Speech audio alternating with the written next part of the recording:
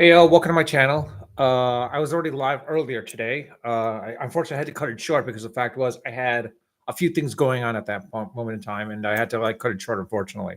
So I was discussing about the New York Knicks and where they were at, and as far as like can they recover after this All Star break? Similarly, the Golden State Warriors. I mean, looks like they're starting to mesh when Green came back. The question is like how well will the rest of the team mesh? I mean, Draymond's done something that is completely different, surprisingly enough. And then, of course, there's um, the Lakers and how well they're doing. I mean, honestly, the two biggest surprises I think are basically uh, not only seeing the Minnesota Timberwolves being up there in the number one seed, but also the other aspect of the uh, the Cleveland Cavaliers being number two. I mean, we all thought Milwaukee was going to be up there at number two, and then Philadelphia being number three. But the fact is that Cleveland's number two is, I think, throwing quite a few people off. I mean, Donovan Mitchell is Donovan Mitchell, and as a Knicks fan, I wished the Knicks had actually traded for him, but unfortunately, they didn't. They couldn't get the trade done. Uh, but it's showing Cleveland made the right choice, it seems like. I mean, honestly, I don't know how Donovan and Brunson would have worked together. Would they have gelled? It's possible that they could have. I wish they did it. It would have been a great experiment to see what would happen. And also, the other aspect is with with Donovan Mitchell and Brunson, they probably could have gotten OG and Nobi as well too. So the point like those three alone, with maybe Randall as the number three option, would have helped out considerably. But it didn't work out. And then there's also the case of, well, I don't want to say, put it bluntly, I really don't want to say that the the Cleveland, not the Cavaliers, but as far as the Clippers are concerned, because let's be honest, the Clippers themselves, they're in the right spot more than anything else. I mean, I hate to say this, but with the way they are, um, the Clippers are probably, I don't want to say going to take the number one seed, but being the fact that the Thunder's there just above them, but only by a game or two. Honestly, the Clippers are like maybe 3 games behind. I could see them. I mean, honestly, we'll be honest and upfront. The fact of the matter is I don't think anyone foresaw uh Harden coming to the Clippers and them gelling really well. Because look, you have Westbrook. You already had sorry, Kwame and Paul George, PG, Kwame.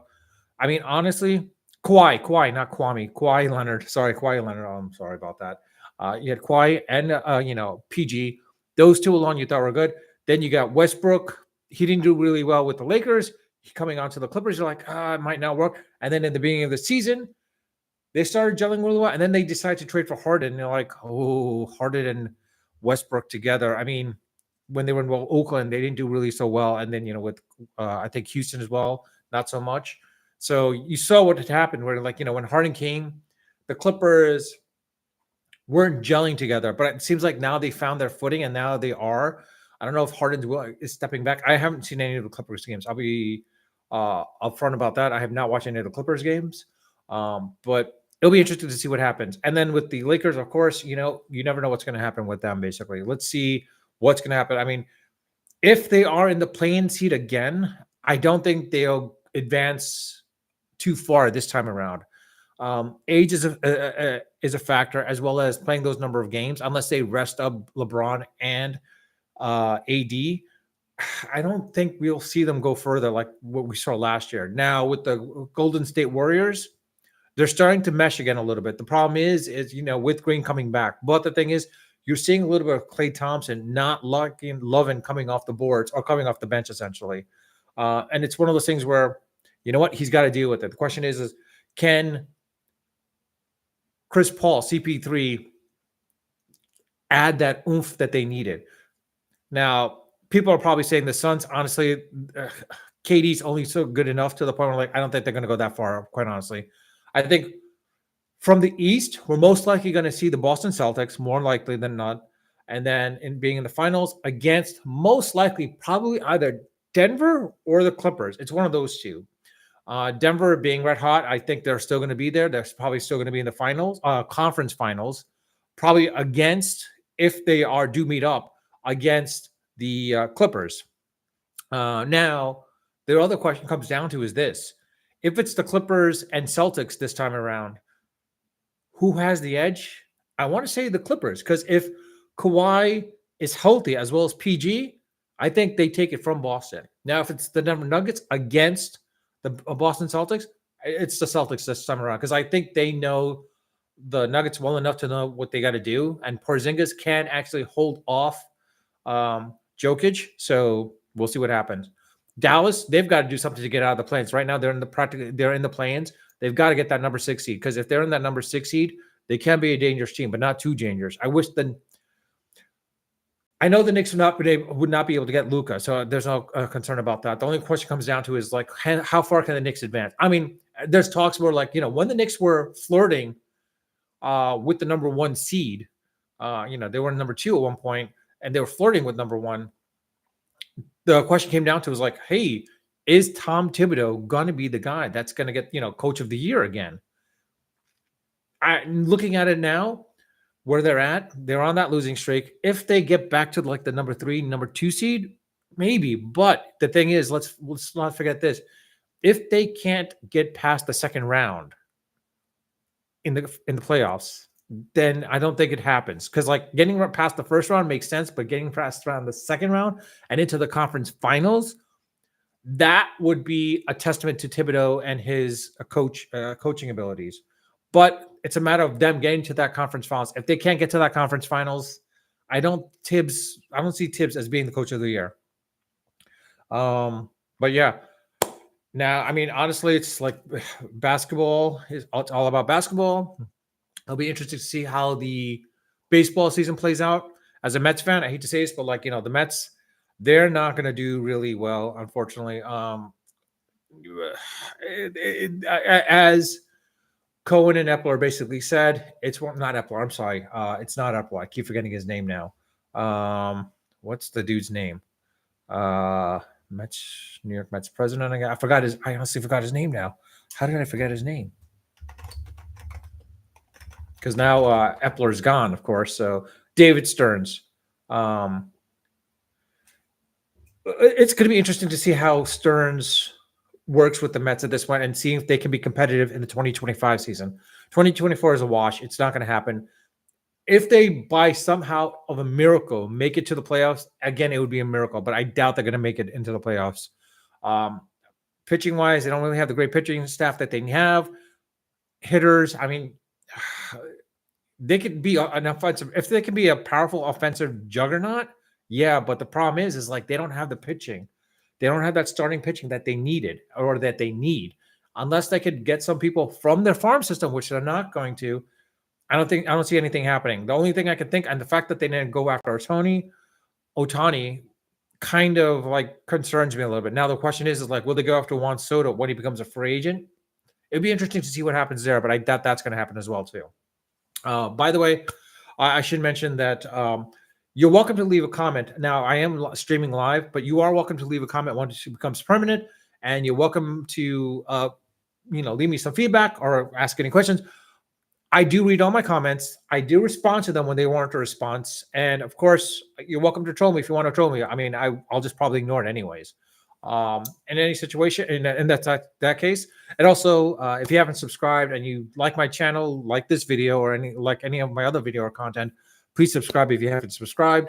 As I said, if you ever seen the very beginnings of this channel, from the earliest videos from like 2 or 3 years ago, I had said basically if I'd hit 1 million subscribers, I would do a dance, whatever the popular dance trend it is at that point in time, like via TikTok and YouTube Shorts.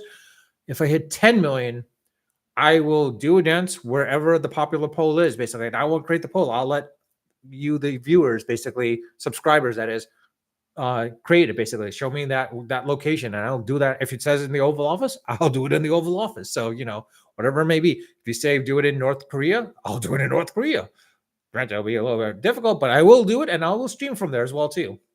But in any case, what can I say? Yeah, I'm sorry. I was not focused on a lot of things at this point, quite honestly. What am I doing here? Let's see. News wise, I'm not really into politics, to be quite honest. I'm not gonna. I don't like talking about politics. Outside the fact is like George Santos. I mean, the Republican base was hurt by him, basically, specifically in my district that he was a representative of.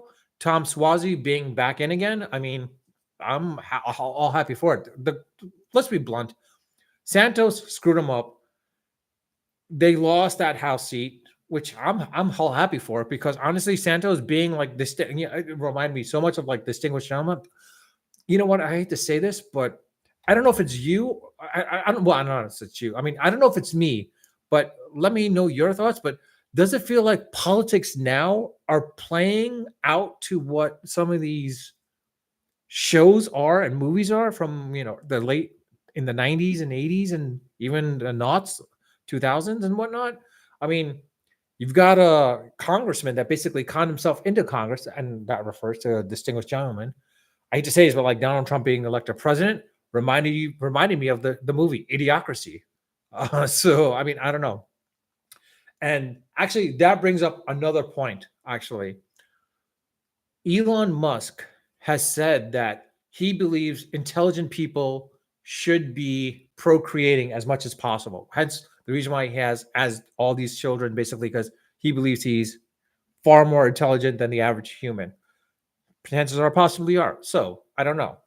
But the problem that I don't think he seems to understand is this: intelligence isn't hereditary. At least I don't think it is. I mean, unless there is some story, something out there, some papers are out there that say intelligence is hereditary, but intelligence is derived from the environment that the child is brought up in or children are brought up in. So, quite honestly, if a child has no curiosity to learn or it doesn't, I mean, photogenic memory is one different thing that can be sort of hereditary, but the reality is, if the child has no desire to learn or improve upon himself, then it's a byproduct of his upbringing or her upbringing, basically. The child's upbringing, I should say, just the child's upbringing. Anyway, sorry for all that stuff that's going out there. Anyways, it's just a matter of, like I said, yes, it should be procreation, but it's a matter of like educating them. That's what it comes down to, and it's a matter of how they're educated. If these are people who are like, these are children that are brought up in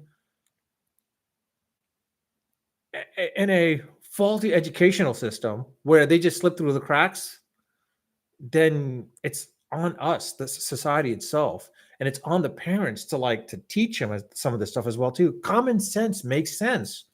And the problem is like logic. If you try to defy logic, what are you teaching them at that point? Because honestly, let